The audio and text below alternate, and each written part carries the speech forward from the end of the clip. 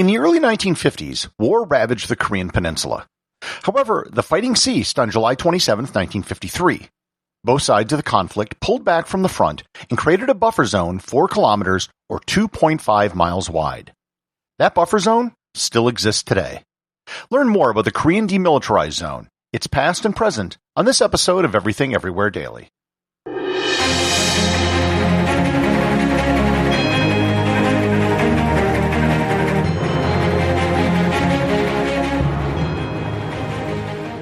This episode is sponsored by Masterclass. If you've ever wanted to learn something new, wouldn't you want to learn it from the very best people in their field? Masterclass is exactly that. Online courses where you can learn from the very top people in the world. You can learn how to cook from Gordon Ramsay, learn science from Neil deGrasse Tyson, photography from Annie Leibovitz, filmmaking from Spike Lee, magic from Penn & Teller, and tennis from Serena Williams. And that list is only scratching the surface. You can start learning from the world's best for only $15 a month. Just go to everything-everywhere.com/masterclass or click on the link in the show notes. Once again, that's everything-everywhere.com/masterclass. The Korean War, or the Korean conflict as it's often called, began with the division of the Korean peninsula after World War II. Korea had been occupied by the Japanese, and after the war, the decision was made in 1945 to divide Korea into Soviet and American occupation zones, similar to how Germany had been divided. The Americans proposed to divide the country at the 38th parallel, and the Soviets, to the surprise of the Americans, agreed. This division of the country was only intended to be temporary. However, with the rise of the Cold War and increasingly strained relations between the US and Soviets, an agreement couldn't be reached as to the future of a unified Korea. Eventually, in August of 1948, the Republic of Korea, aka South Korea, was declared, and 3 weeks later, the Democratic People's Republic of Korea, aka North Korea, was created. The North was supported by the Soviet Union, and the South by the United States. Both countries claimed to be the true government of the entire Korean peninsula, and the two countries were extremely hostile towards each other. These tensions boiled over on June 25, 1950, when North Korea invaded the South in an attempt to unify the two countries. The initial invasion was extremely successful, pushing the South Korean army and the Americans down to a small corner in the southeastern part of the peninsula by September. However, within just 2 months of the greatest extent of the North Korean advance, the South Koreans and Americans had pushed them back to the Chinese border in November. At this point, the Chinese entered the war and pushed the South Koreans and Americans back to approximately where the original border was, and that was where the war was mostly fought for the next several years. After almost 2 years of negotiation, on July 27, 1953, an armistice was signed between North Korea, the People's Republic of China, and the United States. South Korea never signed the armistice and still hasn't signed it to this day. The organization created to oversee the armistice was the United Nations Command Military Armistice Commission Korea, and it still serves this function today.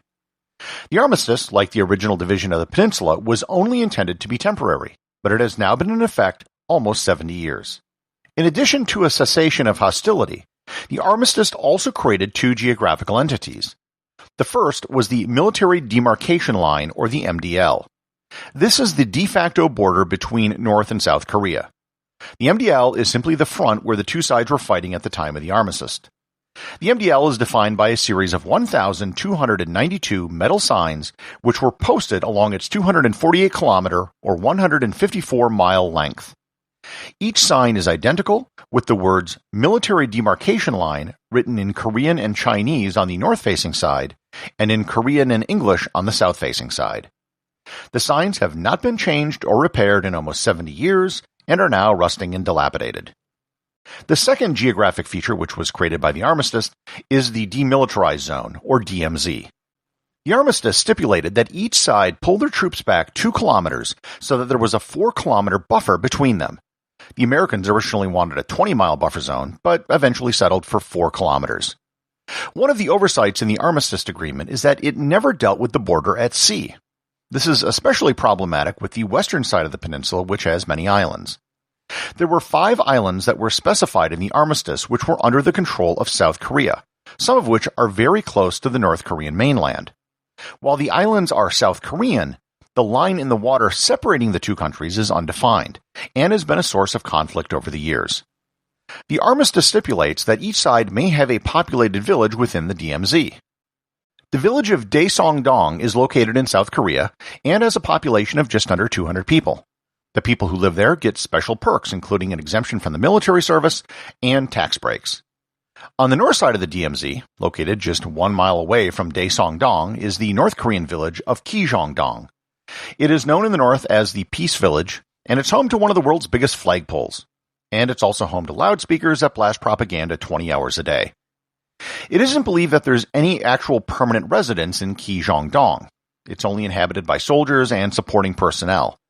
Most of the buildings, when observed with a high-power telescope, appear to just be hollow concrete shells and don't even have windows. Technically, military forces are not allowed inside the DMZ. However, a police force is allowed inside the DMZ. What's the difference between an armed soldier and an armed police officer? An armband that says DMZ Police, of course. The South Korean DMZ police are usually military trained and are required to know the entire armistice agreement by heart, word for word. If you remember back to my episode on the Korean axe murder incident, there's one special area of the DMZ known as the Joint Security Area, or the JSA. It's also known as Panmunjom, which is the name of the village where the armistice was signed in 1953. The JSA is the only place where North and South Korean troops are actually close to each other. The entire JSA is technically run by the United Nations Command. Prior to the axe murder incident in 1976, the entire JSA was considered neutral, and either side could roam freely inside of it. Since then, the MDL has been strictly enforced, and now no one can cross. If you've ever seen photos of soldiers at the Korean border, or a table that straddles the border, this is where it was taken. This is also the only place where border crossings can actually take place, which happens very infrequently. The Joint Security Area has several buildings that the MDL runs through, including the original conference room where the armistice was signed. About 100,000 tourists per year visit the JSA from the south. Each visitor has to sign a waiver indicating, quote, "The visit to the Joint Security Area at Panmunjom will entail entry into a hostile area and possibility of injury or death as a direct result of enemy action." Unquote.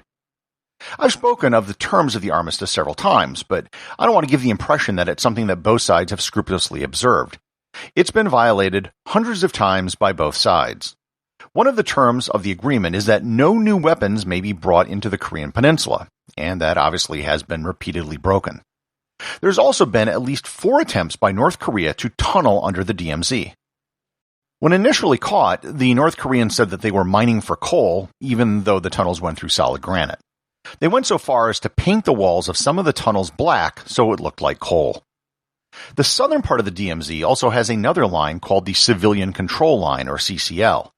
It's located anywhere from 5 to 20 kilometers from the southern edge of the DMZ, and it's designed to control civilian movement within the DMZ. There has been one unintended consequence of the creation of the DMZ. With only occasional policing patrols, the entire area has become a de facto wildlife sanctuary. At approximately 1,000 square kilometers, it has become one of the best preserved habitats in the world. There are several endangered species in the DMZ, including the red-crowned crane, the white-napped crane, the Korean fox, and the Asiatic black bear. The idea of turning the DMZ into a national park first arose in 1966, and the subject has come up many times since then.